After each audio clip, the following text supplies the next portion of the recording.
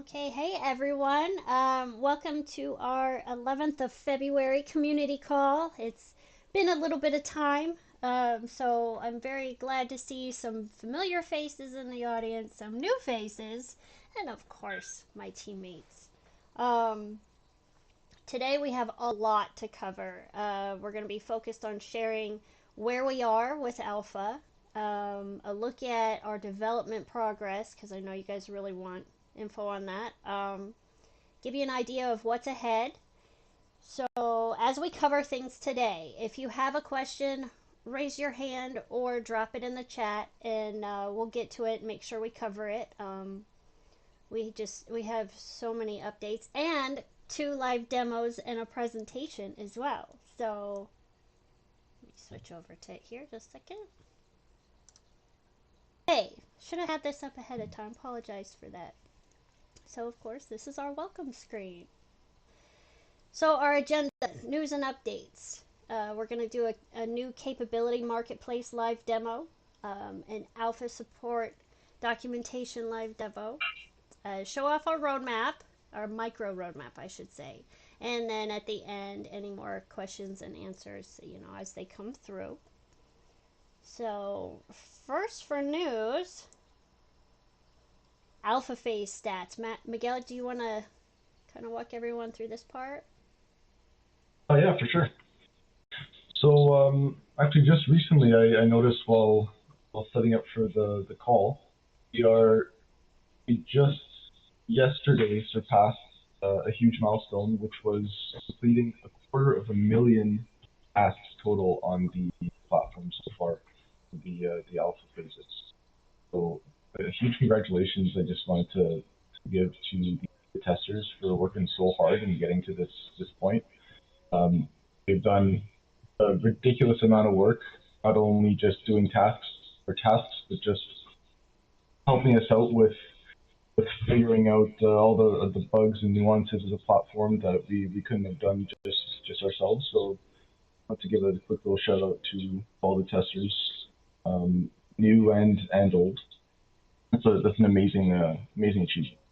Also, we've given out, or not given out, but paid out over 670,000 effects now go along with those tasks.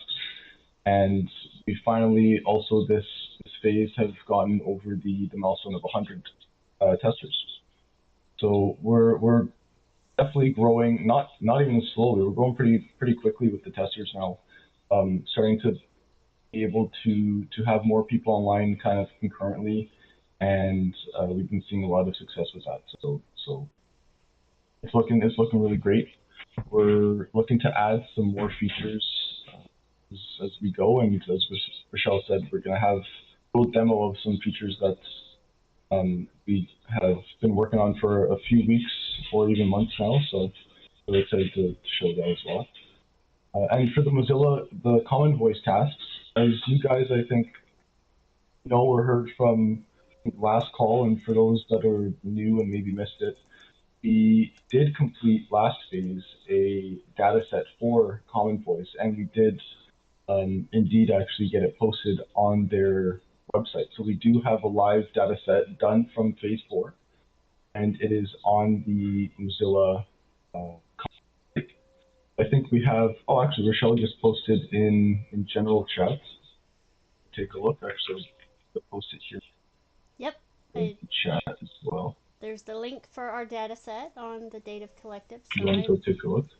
awful proud of So this that. data set, yeah, we're really proud to kind of get that out to the public. Where anyone can now use it for data training. So uh, just a heads up for the new users. This is those sentence creation tasks and the reporting tasks are all being done to one, not only just test the platform and see if everything's kind of working fine there, but the data is now um, being used publicly, and we will be creating more data sets as we go on.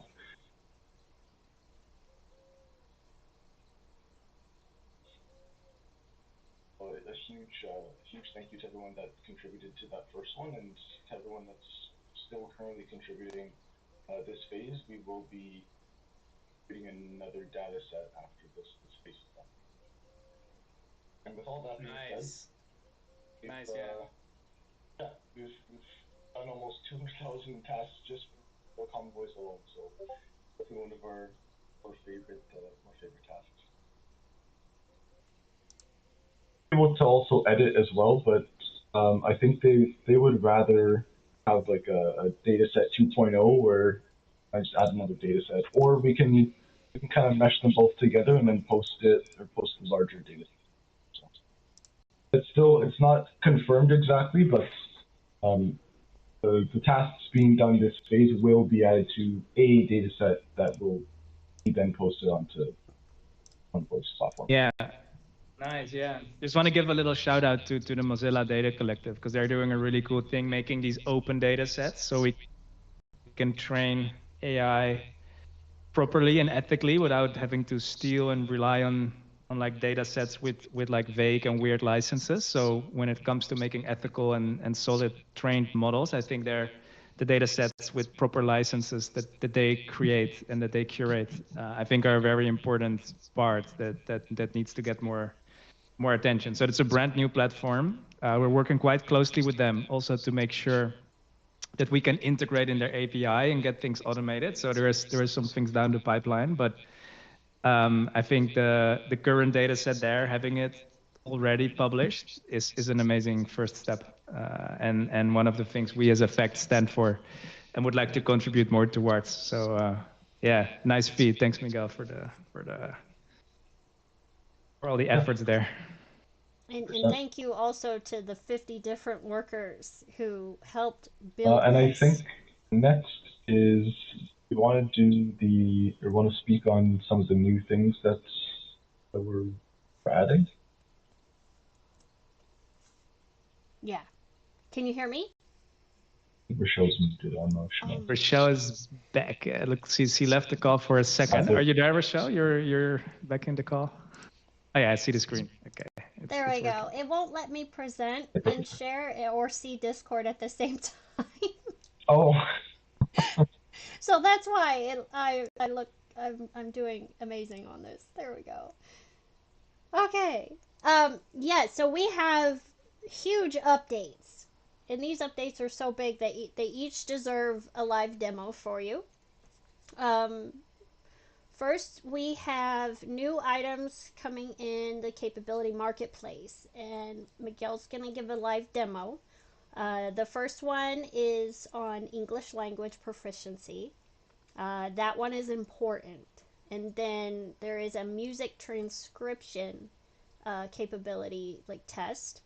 And the really cool thing about music transcription is the higher you score on this assessment, the better it is for you. Because if you pass it, for one, you get the capability so you can do the music transcription task. But if you score really, really high on it, then you are also given a validator capability. So the better you do on this music transcription test, the more capabilities unlock for you and the more tasks unlock for you for this. So really excited. Very cool how Miguel designed that little two-step thing out there.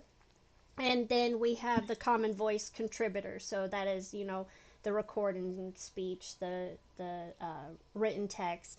And then there's a separate test for validators. So if you can pass the common voice contributor test, then you will be able to take the validator test as well. Um, so it's really, really cool. And Miguel, do you have some extra things to talk about on that before we do our live demo on it? no, I think I can kind of talk about it during the demo as well. Okay. It won't be too long anyway. I do just notice I don't have share permissions for some Oh, let me pop out, stop sharing. sharing here. Maybe because I am. Oh, there we go. Oh, I think it's because Yeah. you were sharing. We're forced to take turns. Exactly. Let me see if it will work.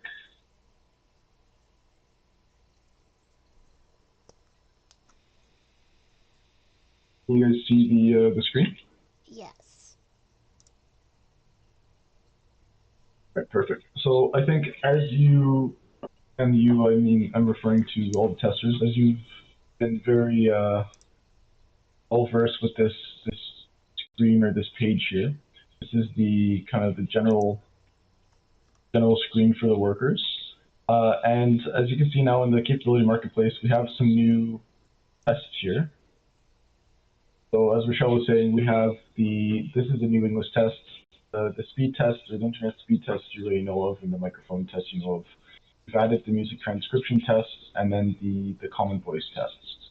So just to kind of piggyback on what Rochelle was saying, as she said before, with the music transcription test, it is one test for just getting the general capability to do any of the music transcription tasks, and then yeah, if you do get a very favorable score, then you will also be rewarded with a validator role where you will be able to do those validation tasks, which if you can remember, those tasks that take a while, where you kind of have to validate the whole song. So it's nice that you guys get to kind of do that as a validator. You do have to be on the top percentile to kind of get that role because it is very important, and you are basically the last line of defense before the data gets kind of saved into the data set. Definitely take your time on this test,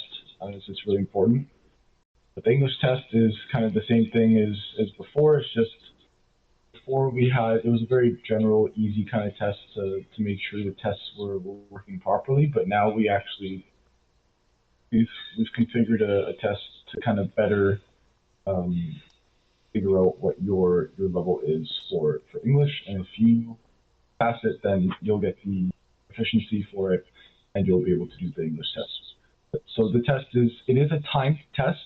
I do want to say this for everything for all the tests they're timed. So when you enter the test, I'll show you one question. Here you go. Each question is timed.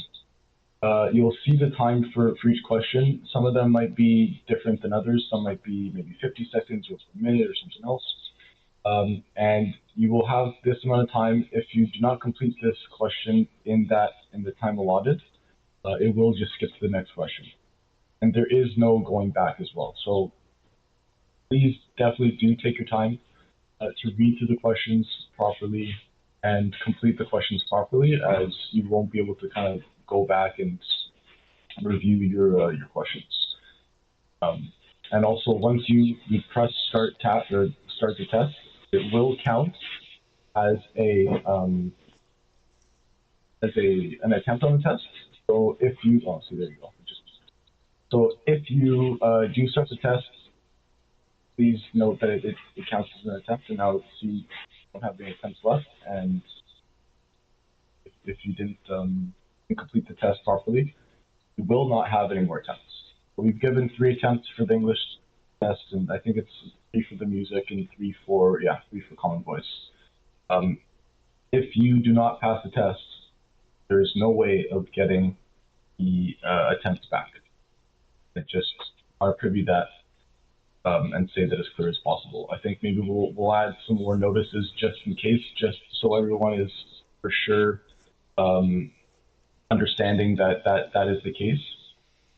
And yeah, so that's it for the tests. Another kind of quality of life addition that we've added as well is in the tasks itself. I remember Bash saying this before, where you would complete tests. So let me skip the tests. Or if you complete a task and the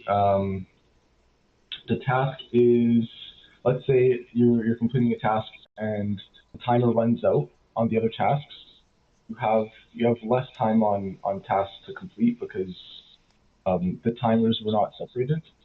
Now what we have is that timers are, just add some more time if that works. Yeah, now The the tasks are timers are now, per task. yes.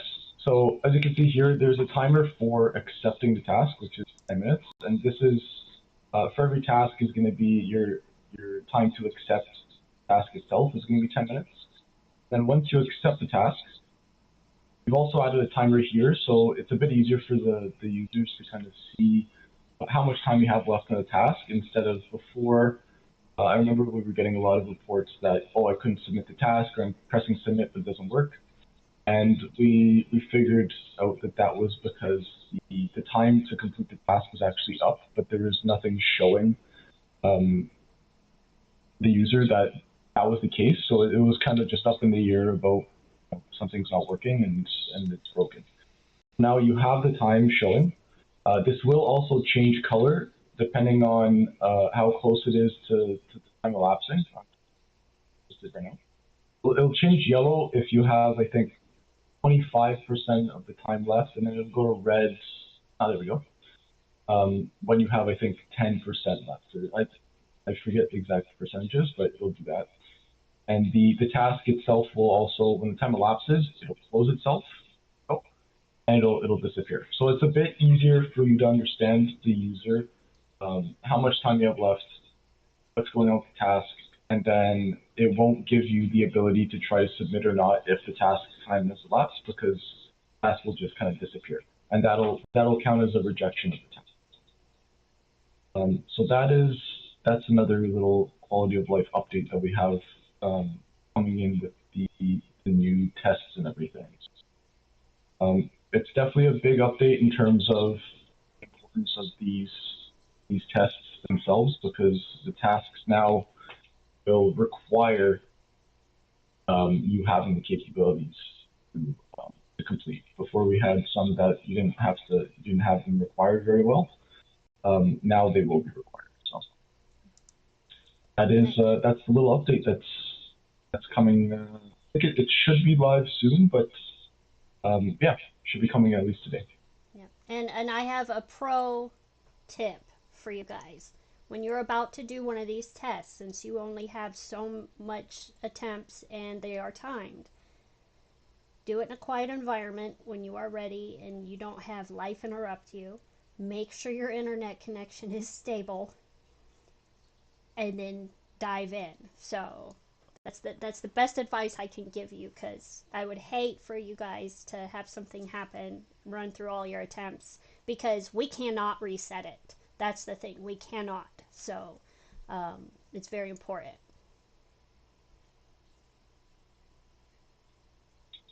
Yeah. Yeah. So very cool. And tying in with this to get ready for our next demo, I'll pull up the slide that we were just on. Where's it going? Where am I at? Okay, so this one right here. Tying in with the capabilities is alpha tester support documentation. So Miguel in a moment is going to show the live demo of this.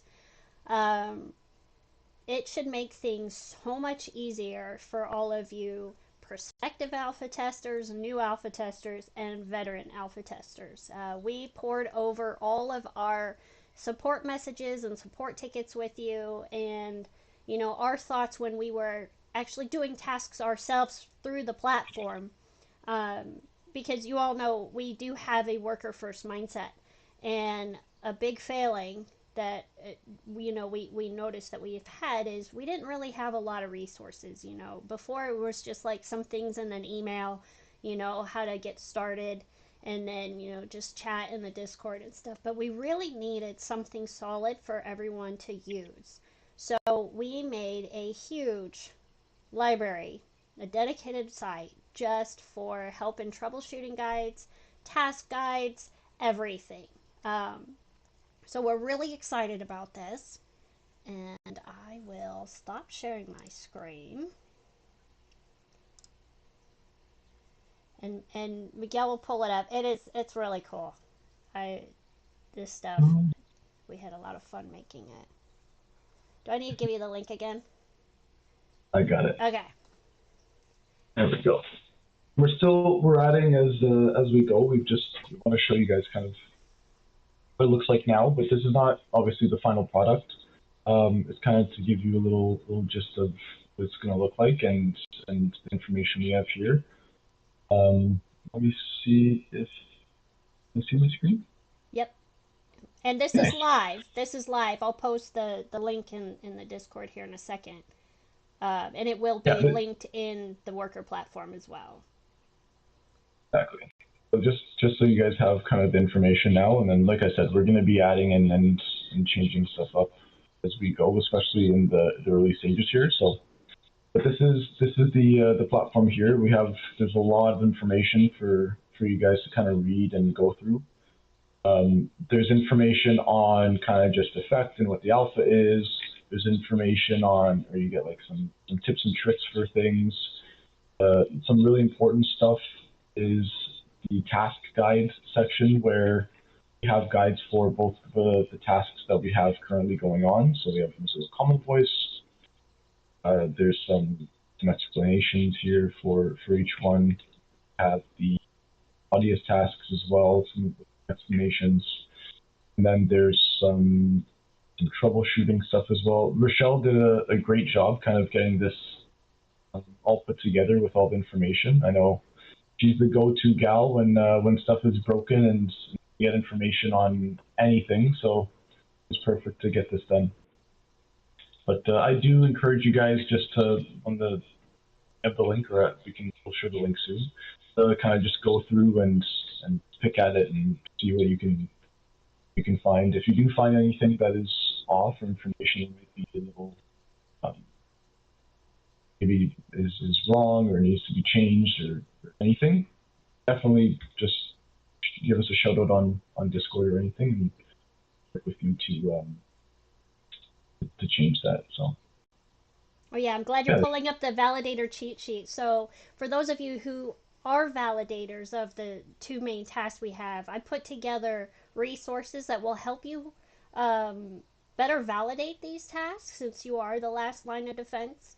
Um, I think on this one further down, there's like that 5 second decision tree or something. oh These yeah, are handy. Yeah, you can copy paste, print them out so you can have them, by your device while you're doing these things, for a quick reference, or just, save paper and leave it up on a tab or something.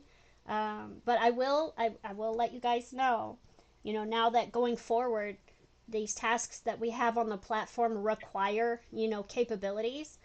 When you Before you go in and take any of these capability tests, please navigate to this help guide, go to the task sections, and really study all the information about the tasks, the rules and things on that, because it will help you not only pass the capability test so you can gain the skill, the role to be able to do these tasks, but then they will also support you while you're doing the tasks as well.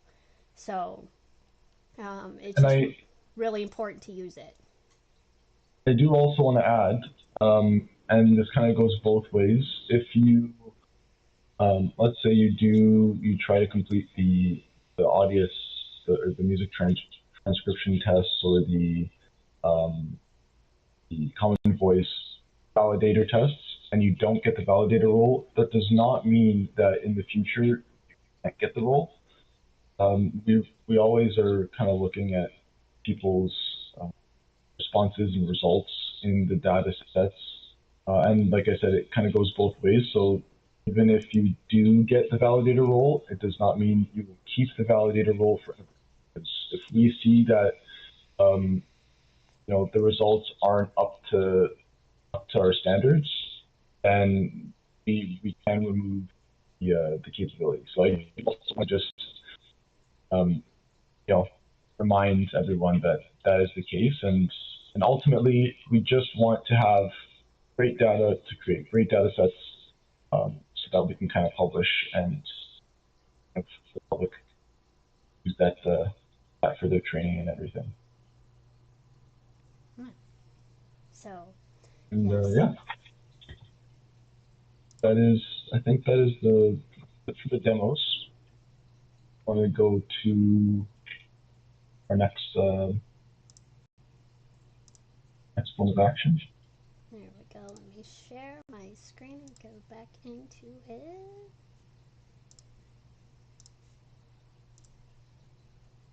Take a second to load.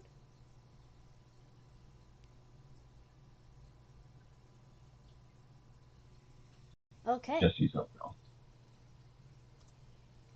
Active projects. Things we are working on right now. We're starting the roadmap section of this call. So, things we're working on right now. The Alpha Help portal that we just demoed, it's about 80% done. Um, let's see what else. There's a couple other things. We've talked about AI workers in the past community calls and things. Jesse will touch on that in a little bit. Shows the status of that. We got a couple other things to cover, like the ZKP workers. You guys are probably like, what is that? It's really cool. State synchronization that will enable multi-device support. So those pain points we're having right now, where things get a little wonky when you use more than one device or browser and things. We are addressing that right now.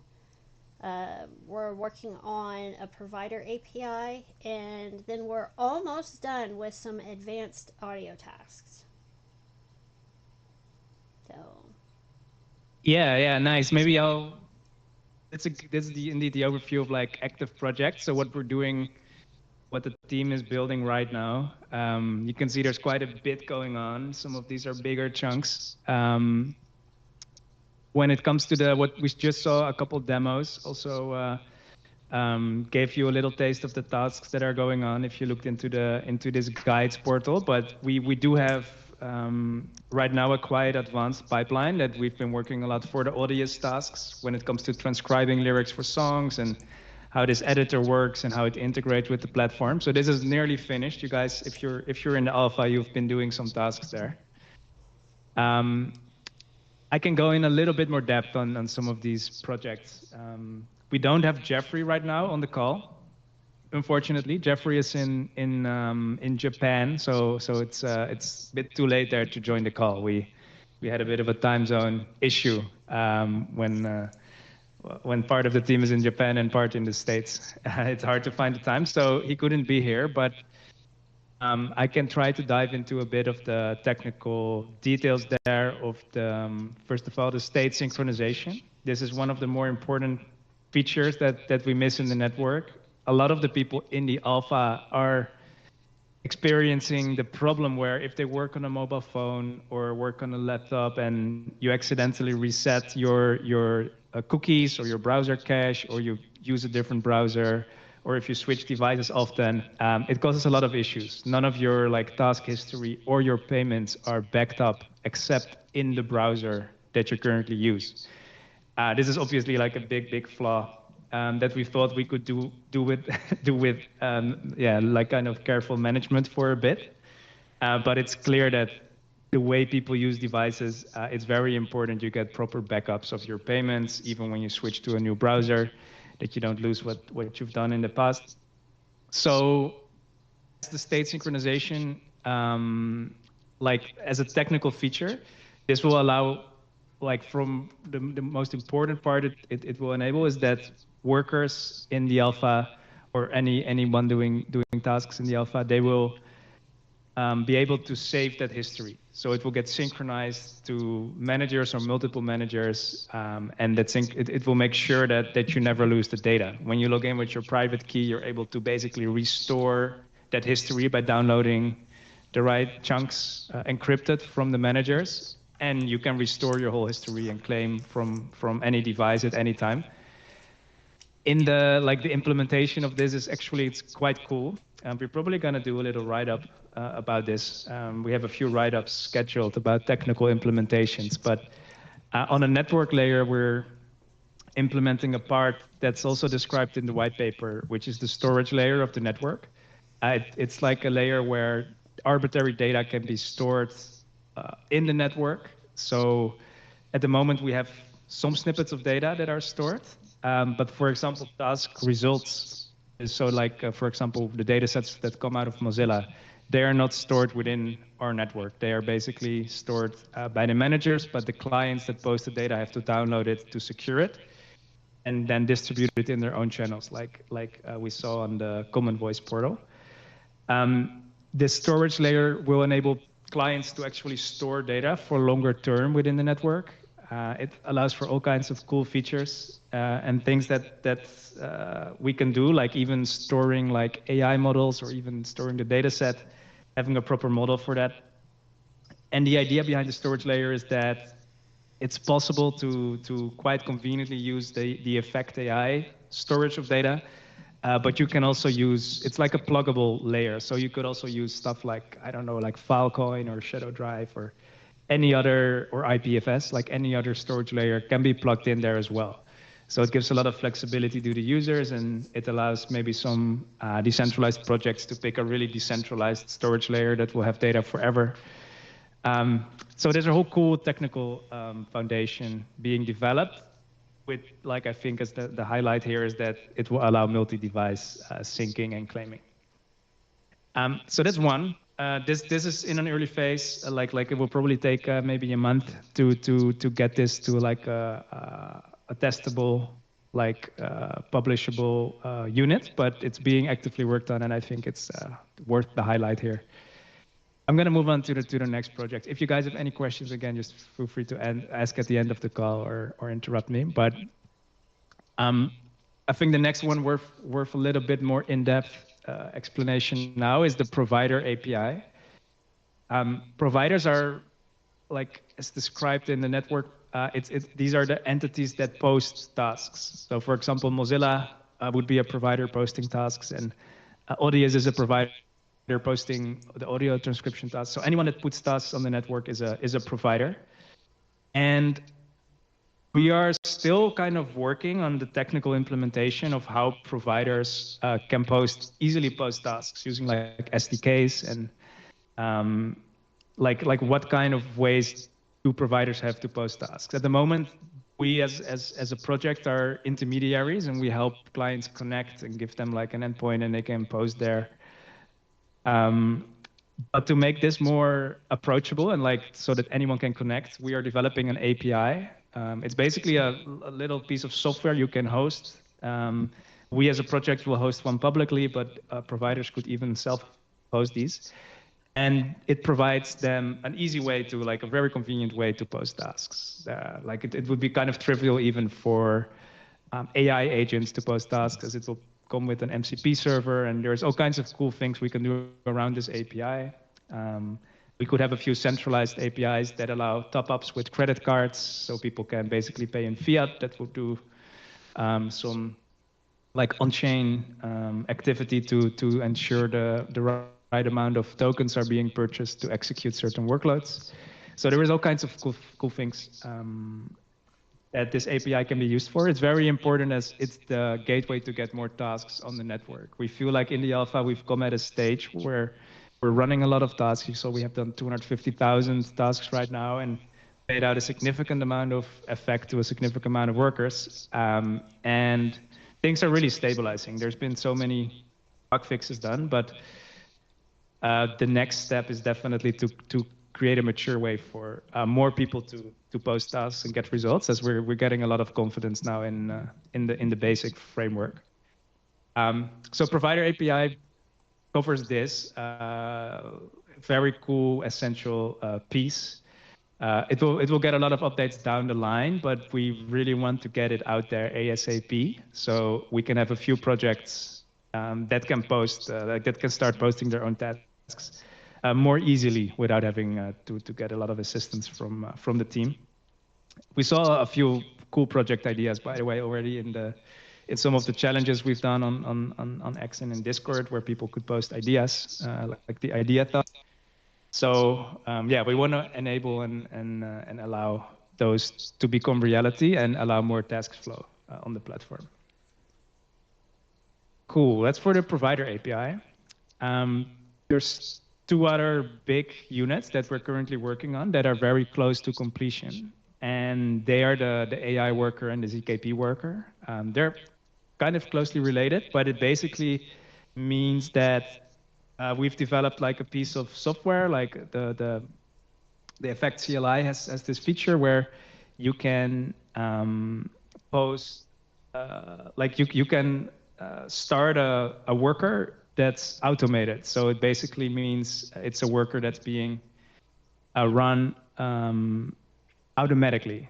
It's not a human. And these have certain crucial tasks within the network, and we're going to allow them to access the network doing those specific tasks. One of them that's quite straightforward is to have AI like agents that are doing tasks. It's important to notice that these agents will have like very clear credentials that they're agents and that they're automated, and the things that they're going to be doing on the network are obviously not the tasks that require the human input. So they would have slightly different purpose.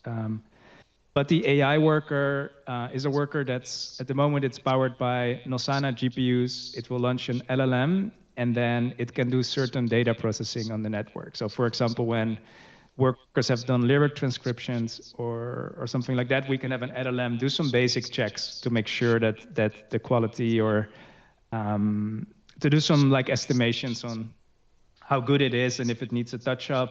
There's certain rules, like especially in the Mozilla tasks, there's like a limit on the amount of words you have to use, and there's like kind of quite strict rules around each of the types of tasks that are very easy to check by an AI, or they're slightly more vague, and can you really use an LLM model to help do some post processing.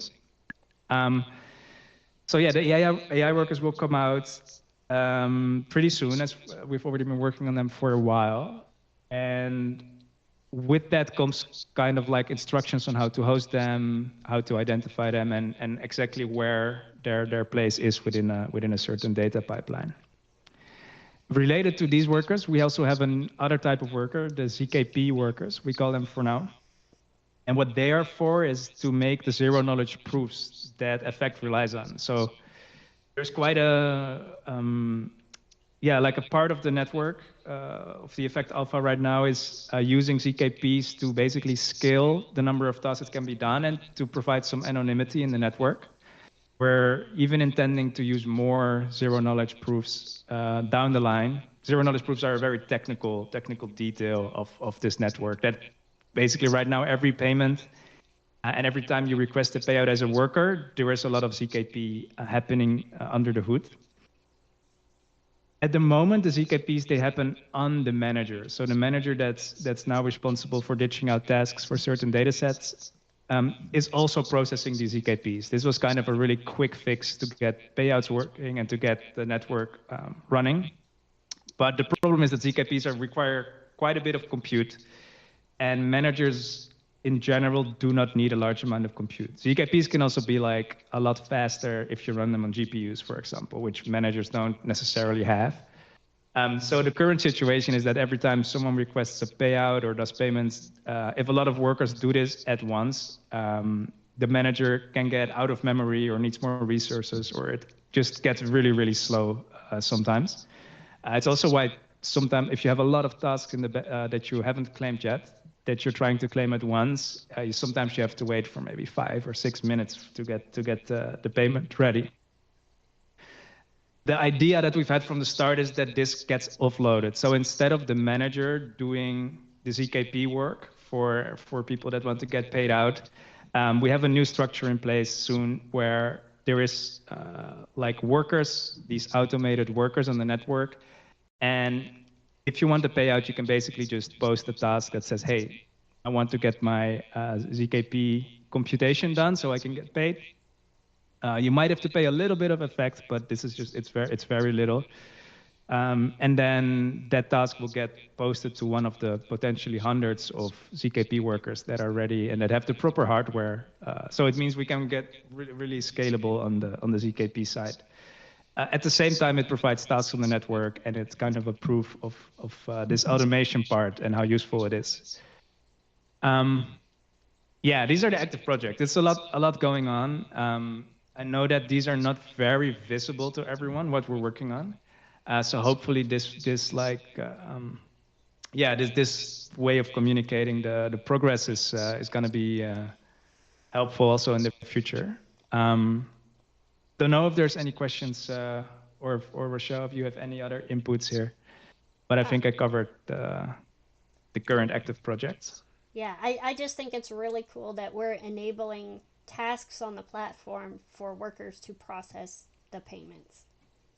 That's really cool. That just shows that it's so decentralized and like in house. So I I'm all for it. Love it. Exactly. Yeah, the platform sort of becomes like uses itself to achieve the ZKP payouts. It's a pretty beautiful circle if you look at it that way. Yep, that's how I look at it that way. But you guys know I'm crazy about our platform anyway, so very biased. So yeah, that is our active projects. I can't see the chat right now. If there's any like questions or comments, since I'm sharing my screen, so stop me if there is. No questions yet. No. Okay. So I think we can go move on to the next part. So now that you know what we're actively working on right now, what's next? Well,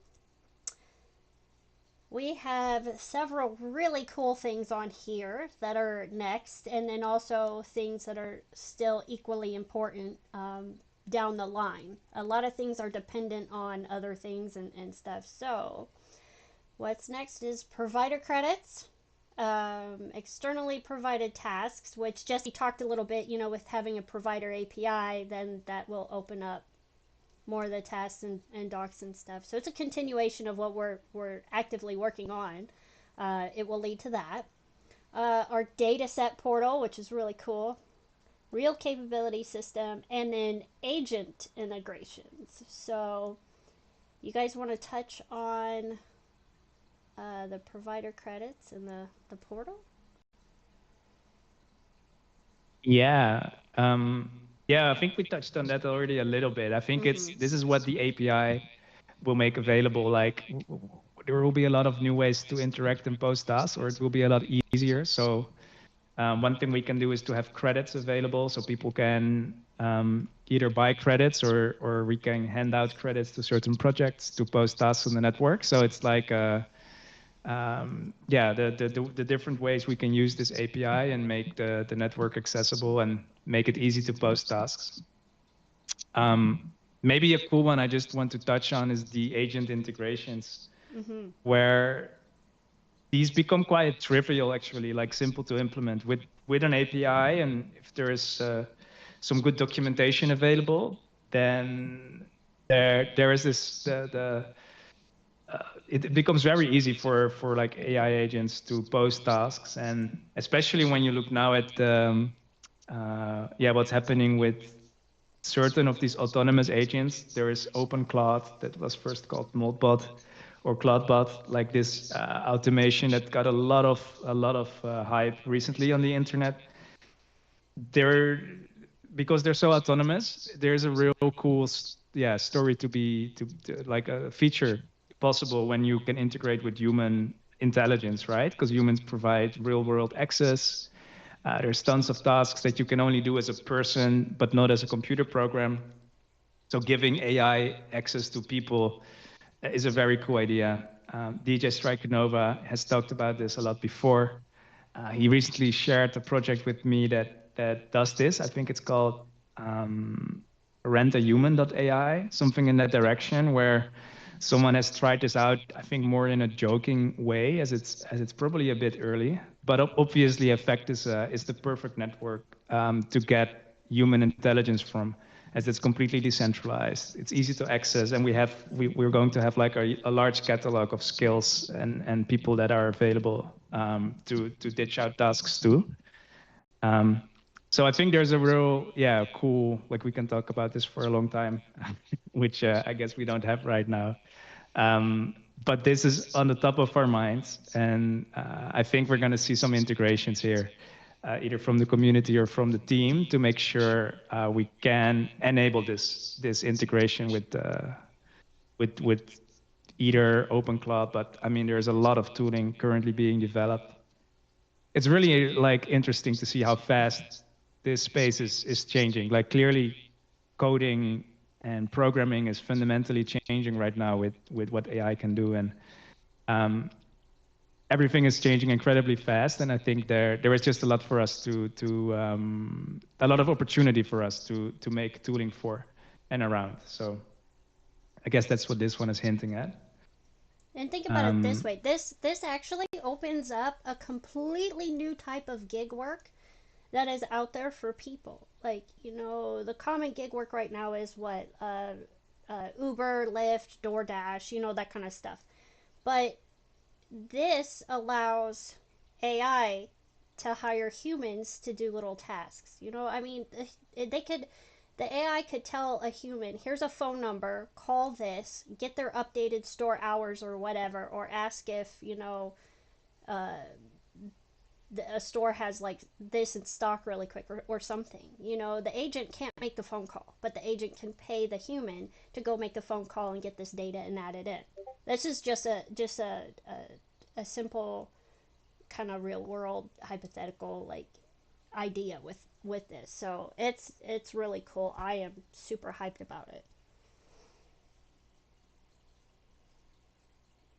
Yeah, that's a good example. There's a ton of examples and a lot of use cases, and I'm really excited about all these developments. Like, things are fundamentally like changing now, and yeah, the product we develop now should really I think enable a lot of possibilities for these agents to post tasks. So of course we have to be careful, and we're in a good phase of the project where I think we can experiment and try different angles and see what is the best value and how can we safely like deploy this. But as we're in the alpha right now, and yeah, I think we're in the right time now to start experimenting and runs different types of integrations with these agents and see how they play out.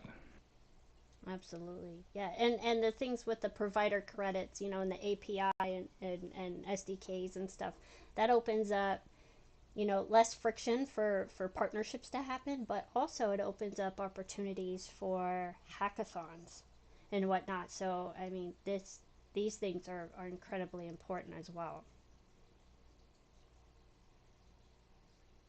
Yeah, exactly. Yeah, it's the portal, right? How do people get access to this platform? How do you pay for it? How do you post tasks? The documentation, but also like the piece of convenience where we want to have several payment options, and there need to be like easy to host sort of centralized portals where people can make a payment and or top up an account or even get a free API key that afterwards can be used by agents or humans or any company, or like that access needs to be very smooth,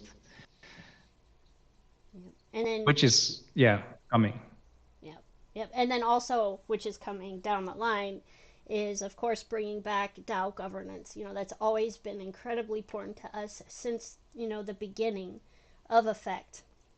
And it's temporarily paused right now, but it is coming back, and we're building, we're keeping things in mind for the DAO governance later, to be realized. And then of course a multi-manager network. Like right now we only have one manager node, and that's our manager node. Yeah, exactly. Yeah. For the DAO governance part, I think is just very important. I want to keep iterating this. Actually, I don't like I every community call we should at least, I think, reflect for a moment, because it's always on the top of my mind, and it's probably never going to be a priority, but something I really, really want to cherish and make happen anyways, is to have the DAO properly reinstated in some capacity, as it just it's important to me, but also like it's been over a year that the DAO has been paused, and a lot came out of the DAO, like a lot of input and work. And I think it would be very healthy and good for the projects to have that in certain capacity. These calls were supposed to be DAO calls as well, right? So they kind of merged into less frequent calls where we give updates as a team. I would really like to see the DAO version back again. So it's not like the micro roadmap says. It's not urgently and being worked on right now, as we think there is just a couple of other issues that do require full focus. But yeah, it is also on the top of our mind. So always happy to discuss the potential of a new DAO, and like to look into existing frameworks perhaps, and to get a low effort community governance thing going. I think is would be very beneficial and possible still. So just wanted to mention that. And yeah, like Rochelle said, the second down the line item, the multi-manager network, we actually worked a lot on certain implementations of this. It's kind of a hard problem, as it having like managers join and leave and having them be untrusted is not in the current implementation very feasible. Jeffrey was working on a demo. He showed me a demo a while back where he wrote in Rust, but it required like its own consensus algorithm, and it almost ended up being a blockchain. So we kind of paused that for a second, so we could focus a bit more on the current active projects that are important. But this is down the line. It's like it's something that's fun to talk about. It's important, but not urgent. That yeah, it's an important part of the project that's there. And we also, of course, we have a like if you want a more bird eye complete roadmap view, the white paper stuff is still sorry, the white paper is still relevant there. So yeah, this is more of a global like rough sketch of what the end result would be, including multi-manager network features. Reminds me of a spaghetti model for storm tracking.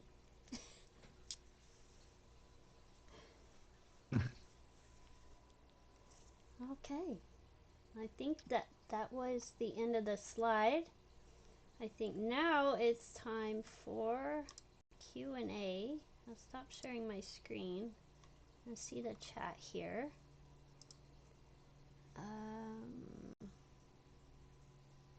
DJ says agents and MCP will be key for future tasks. LLMs have certain things that fall in the cracks in regards to capability, like spatial reasoning. The AI worker integration you mentioned can be good as a scanning tool for anomalous data submitted for a task to prevent prompt injections. Absolutely.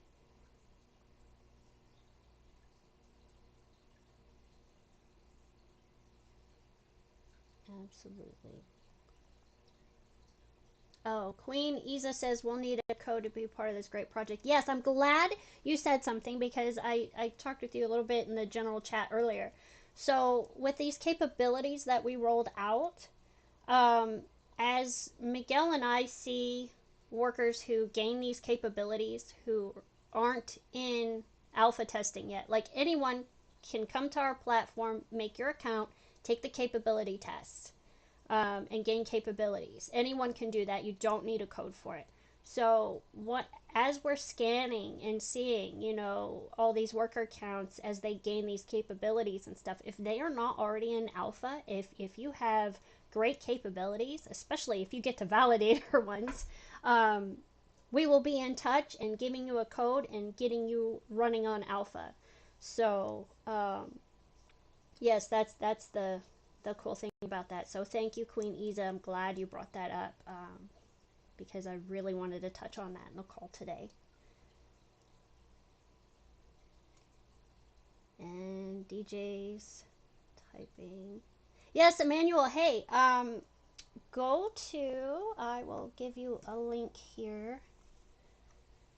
Let me grab it from our general chat. Let's see. Copy link. Go back to the call.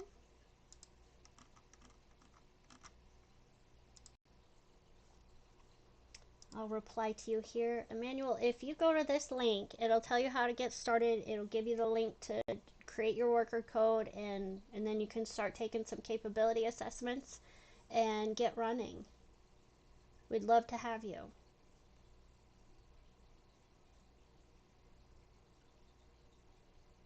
And DJ in the chat brought up something about prompt injections and how these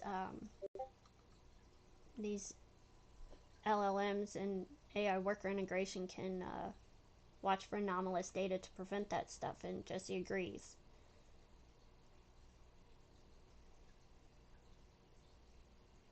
So yeah, what do you guys think?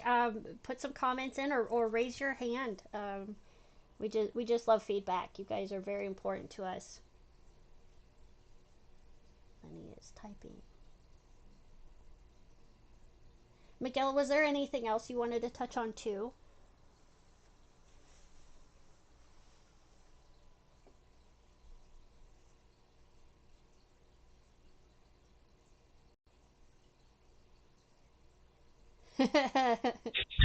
Oh, there we go. So yeah, it's a bit loud around here. Few people over right now. But no, I think what you guys went through and what Jesse went through is a great kind of summary of what we've been working on and what we're still going to be working on as well. Um, I'm just excited to keep going and keep working through everything and all the way. Yes. Yes, thank you. Yes, thank you, Lenny. Yes, bit by bit, we're getting there. So yeah, we're working incredibly hard. Um, it makes me happy to show you guys what we've been working on in greater I think detail. your And mic can't hear cut me. out there, so Ah, am I better now? yeah, you're good. Okay, but I really like being able to show you guys in better detail, what we're working on, and then also release the capabilities tests and the worker docs and stuff, and give you something for once. uh, so there is one thing that comes up a lot where you guys log in and you don't see tasks, and then you ask us a question wherever in Discord. Are there tasks running? We know it's kind of difficult for you to see if it's just okay. Am I not getting tasks because of my account or an issue, or is it really no tasks right now? We are working on having something that will show you if there's tasks running or not, and details about it. So just know we are working on it. For a little bit, we may have to just post when there's tasks up and keep monitoring ourselves, and then post when they're finished in Discord for the time being. We'll try to be on that a little better. So if you can also keep an eye out for that as well, while we get something going for you guys to check on your own, that'd be awesome. But yes, so we understand that pain point, and we are trying to solve that too. It just didn't make it on slides. I think I've been thinking about that the past couple of weeks too, so Yeah. might conjure up something at least that it'll be easy for us to be a bit more hands off. Um, Maybe have something on the worker profile page or something showing if tasks are up or not. Yeah. But But yeah, I another think thing to add to the list. yeah. The list is never done, which is perfect. That means we're busy and doing what we love. But yeah, so that's winding it down. That's what we got going on. What's down the road. Make sure you check out our data set in the Mozilla Data Collective. Put the link in the general chat. Also, please use the new guides website. Read through it. Get yourself ready for these capability tasks, or the capability assessments. Take your time. Make sure you're in a good spot with no interruptions. Take the capability assessments. We are not running tasks right now, right, Miguel? We're going to give you guys basically some time. Maybe next week we'll start running more tasks. It should give everyone ample time to take their capability assessments, and get yourself set up. So there's no rush to rush through the tests. Yeah, I think we'll probably start for sure like Monday, if not a bit later. We'll see how many people actually have the taking test and are ready for that. Um, We don't want to put out thousands of tasks and only have like one or two people Yeah. doing them because that kind of skews the results in the data set as well. So, but we will let everyone know when the tasks are going to be back up. And for sure, if there are any questions or comments, concerns about the tests, or if you find anything going awry and want to let us know, definitely let us know, and we can look into it. And if you find a typo in these guides, I want you to post in the chat and tag me, please. You might get a cookie from me or something, but please, yeah, I'm putting a bounty out on my mistakes. If you find one, tag me. We'll try to see if I can get through this unscathed. The freshly baked cookie shipped to you by Rochelle. Yeah, there we go. Perfect. Okay, well, thank you everyone for spending the afternoon, evening, or morning, wherever you are, with us. We appreciate you supporting us and tuning in and continuing on with us. And thank you, Miguel and Jesse, for helping me have a wonderful call. Of course. Of course. Thanks, everyone.